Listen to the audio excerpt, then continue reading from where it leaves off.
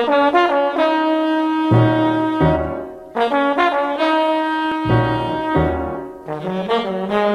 the College Hill Historical Society and the Hamilton Avenue Road to Freedom Board, I just wanted to give you a copy of The Escape of 28. If you'd like to come up, we're going to load you down here. Thank you so much. My name is Lisa Schumann.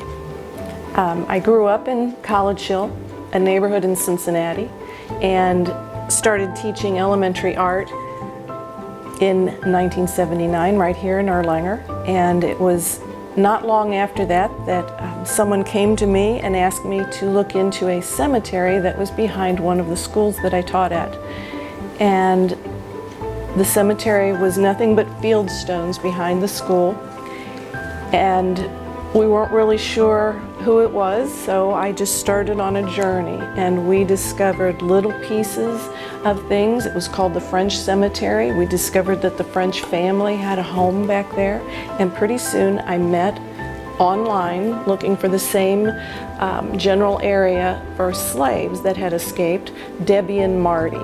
Debbie and Marty is from Monterey, California, at the university there, and she was doing a lot of research on an escape that happened from this area in 1847. It involved a slave named Gabriel Timberlake, who was a slave of the Timberlake family. With some research, she found that his sister's name was Mary Jane French. So we began tying a lot of these loose ends together into a story that has evolved. Although incomplete, it's a very interesting story of a brother and a sister who found a way to make a life for themselves, one by escaping slavery, the other by waiting till the Civil War was over and moving to where else but College Hill. This presentation is dedicated to Ron Taylor, great-grandson of James Johnson, and who is here with us tonight. Thank you. It is also about his sister, Mary Jane, also a slave, and how she finds a better life for her family after slavery. Through the research of Debbie and Marty, she was able to make contact with a descendant of Gabriel Timberlake. His name was Fred Johnson, and he's still living in the very same farm that Gabriel Timberlake purchased when he arrived in Canada in the 1850s. And it was through that and through a visit that I was put in contact with Ron Taylor, who I would like to introduce. I am a descendant of Gabriel Timberlake. My mother's first cousin, James Fred Johnson, lives in the same house that Gabriel Timberlake bought, and his father has had it and passed it on down. I'm also here on behalf of my uncle, who's my mother's brother, and they are descendants of Gabriel Timberlake, and the same as James Fred Johnson is. James Johnson's sister, Mary Jane French, their mother was Delia Yeager, and Gabriel Timberlake's first wife, Elizabeth Chapman, she had 3 daughters, and the third one was named Delia, and we believe that she was named after Timberlake's mother, Delia Yeager. We're here at the end of Yeager Court, and Yeager Court was originally the property of the Yeager family. The Yeagers came from Culpeper, Virginia in 1805, and with them they brought a number of their slaves, and one of those slaves would have been Adelia Yeager, and Adelia Yeager would have been the mother of Gabriel Timberlake, who is Ron's ancestor. Behind me would have been the cemetery where the Yeagers were buried, and we think that some of their slaves were also buried there as well. I learned about Sugar Grove, as they call it, Thornton Timberlake's house, by my uncle and my cousin, saying it was in Florence, Kentucky, and it was told to them by their fathers, and it was told to their fathers by Gabriel Timberlake.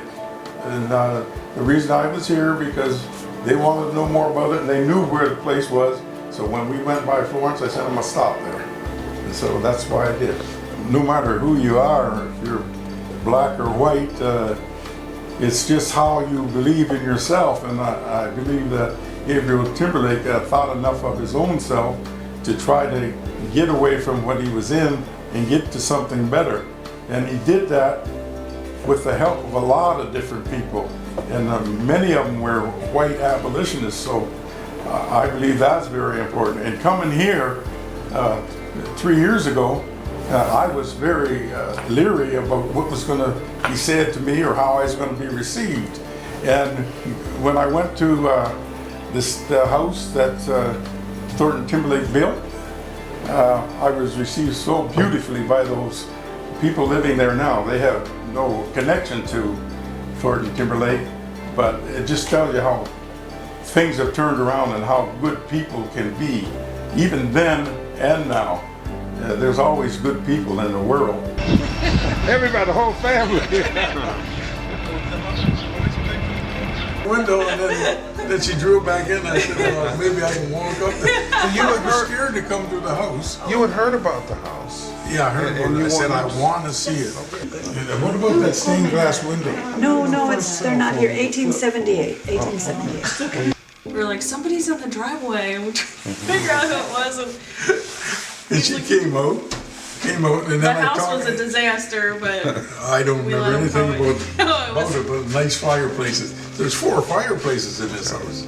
I think that this story and Ron and his family being able to add to the story and to tell us more of the story is so important to this community, the adults as well as the children, to educate people on what slaves actually went through and what they went through to escape. And I think the most important thing for me is to put a face and a name to as many as we can to humanize it and to understand it better.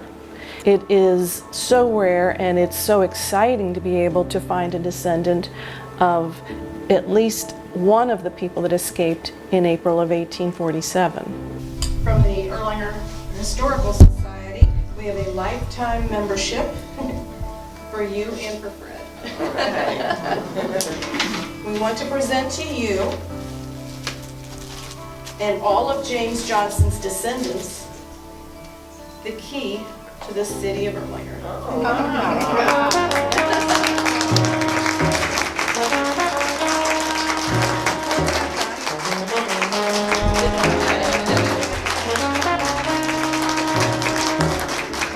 I intend maybe to keep in touch and study more about it. The reason I came here in the first place was on behalf of my uncle and my cousin. They wanted to come here, but they didn't have enough courage to approach the house or anything. So I said, I'm going to do it myself, and that's what started me off. Hi, Uncle Zip. I got to say that you're my uncle, and Aunt Dorothy. I'm here trying to do something and work with these people to please you. And hi, Fred and Ivy. Ivy is a lovely lady, as well as my Aunt Dorothy. And they're both in their 90s, so, and they got a lot of good history behind them and their sides of their family. So, hi folks. Thank you very much, and thanks for all your kindness in accepting of us and researching our family. I had no idea you had some. Well, I learned more about my family from their Erlanger Historical Society, or museum, and the stuff that you sent us. So I appreciate that so much. I'm going to introduce my wife now, Judy, and she wants to speak to you a bit. I'm very proud to be in this interview. It's been a very interesting introduction to the journey of our former family and slave members. And believe me, it's amazing, and it's so enthralling how you learn your roots, and the more you learn about it, the more that meaningful you as a person becomes, because it has started way back. And as I was saying to Lisa, we start there and there's no end to it. It goes on and on and on. But it's a beautiful thing to know where we all started from. I'd like to, before I go, say hello to Fred Johnson and thank you to Fred for all the time he spent talking to me and giving me details about his grandfather.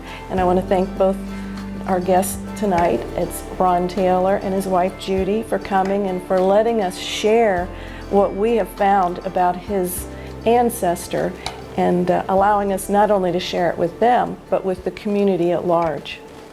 Hi, I'm Leonard Webb. I'm a retired teacher from Cincinnati, Ohio. My wife Diana has been researching along with others, and I get to enjoy learning all the history that they've been uncovering. Diana Porter, Hamilton Avenue Road to Freedom, and the College Hill Historical Society. We've always known Mary Jane French lived in College Hill, but now we have a family to attach all these things we're learning to, and it's been a wonderful experience. Thank you so much. Thank you.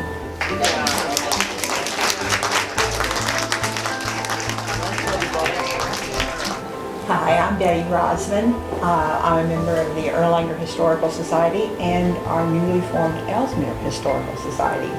I grew up in the Afro-American community in Ellesmere, and it's just been so exciting to learn these things, and what a privilege to meet a descendant. Hi, and I'm Pat Hahn, and I'm a member of the Erlanger Historical Society.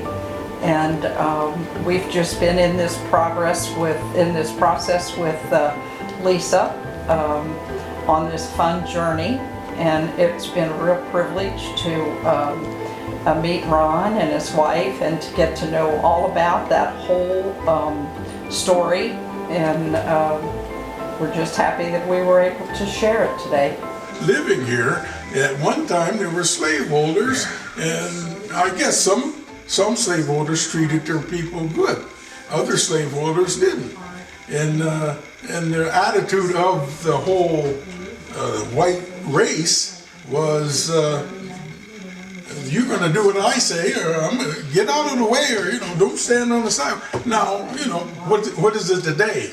It's all completely different. And I can attest to that by the way they treated us when we came here 2 years ago. Hi, Fred and Hi, Harlan. Fred. Hi, Fred. I'm Harlan.